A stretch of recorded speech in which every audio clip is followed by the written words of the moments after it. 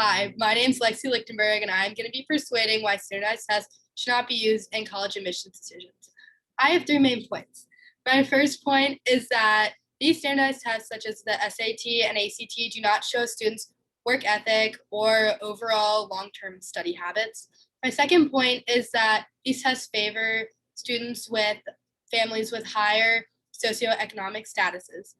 And my third point is that these tests are very, very susceptible to cheating.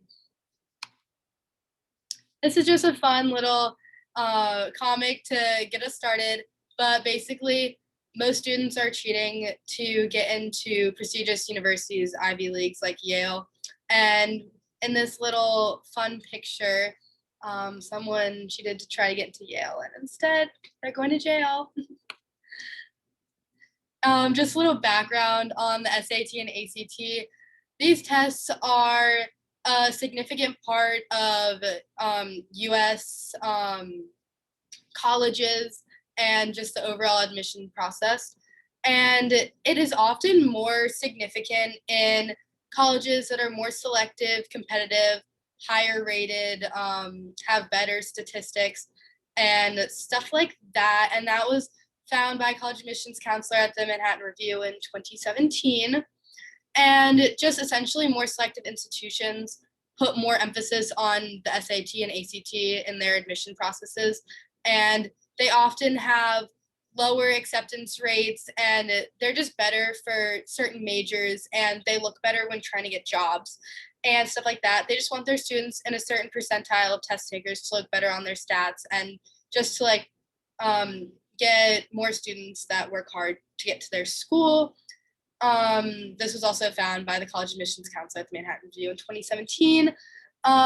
Some schools like Yale University actually make students submit their whole testing history. So their first SAT or ACT they took up until the end. So it's just very stressful for students. And this was found by an admissions officer at the Yale University in 2018.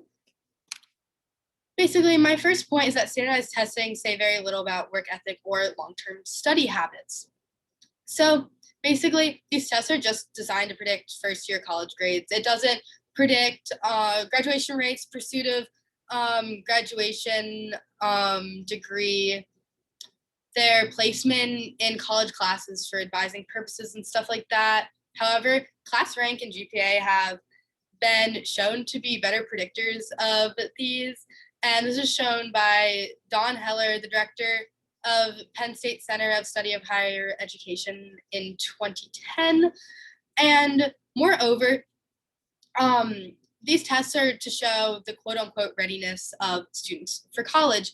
Some students with a great GPA and not so great standardized test score have the work ethic for college. They have the skills to write these essays. They go to class. Their GPA is just, it shows that they put in the work for these grades, and they have no trouble navigating college classes, earning their degree. But on the opposite extreme, there are some students who do really well in these standardized tests, don't have the best GPA, still get into these schools, end up failing out of college, and they're just unable to get their degree because they don't have the self-discipline or work ethic in order to do well in college. And this was found by Valerie Strauss, a member of the National Association for College Admissions Counseling in 2020. My second point is that standardized tests can be susceptible to cheating. And these are just some ways students cheat. It's not limited to this, but impersonating someone, so just someone else taking an exam for another student, copying another person's test, working on a section before the allotted time, or receiving questions or answers before the test. This was found by William Buss from a law journal in 1980. Also, this is kind of a new one. It's been showing up on the news though, and some students have been claiming that their student has a learning disability, claiming extra time, and just overall getting extra time on the test. And this is actually very disrespectful to students who actually have learning disabilities and need this extra time. But also, it has been shown to raise student scores by upwards of 350 plus points on the SAT, which is an enormous amount of points. And this was found by Robert Schaefer the Public Education Director of Fair Test in 2019. My third point is that standardized tests favor students with a higher socioeconomic status. Basically, these students can get these tutors and prep classes that cost thousands of dollars sometimes. And it's a billion-dollar business, and it's creating added inequality to students who just don't have the money to do these prep classes.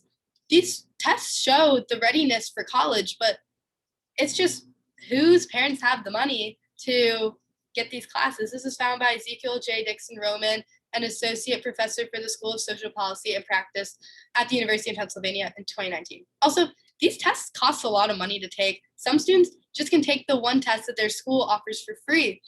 And it just shows that income really plays a huge role in how many times someone can take the test in their attempts. And this was found by Chris Mathis, an academic counselor for boarding school students in 2017. This is just showing the trends. This is critical reading SAT scores, and it shows students with lower income do worse on these tests, just with the trends. Basically, in conclusion, there are some organizations like the National Center for Fair and Open Testing that do show that some schools, they don't require these SAT scores and ACT scores, but in order to get into these very, very competitive schools that are great for majors, look great for jobs, and just overall are seen as very competitive and amazing schools, some students just don't have the tools and the income, and some students are cheating to get into these institutions. That this is why these tests just should not be mandatory in order to get into these amazing schools, and some students just don't have the means, and they just aren't able to go to these schools because of these SAT scores or ACT scores that they need, and it should just be abolished. Thank you.